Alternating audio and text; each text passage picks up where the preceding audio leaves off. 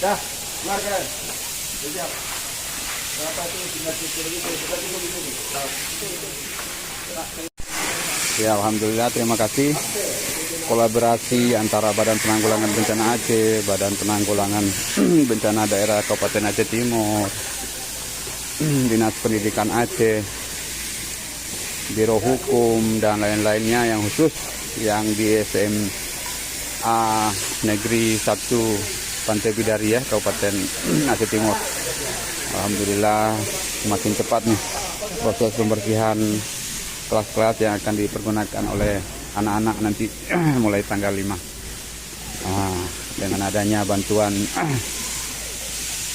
armada dan mobil tangki dari BPBD Kabupaten Aceh Timur atau katakanlah damkar ya, insya Allah semuanya akan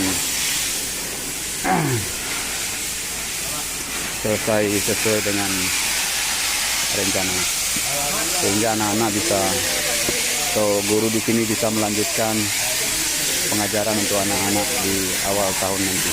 Amin.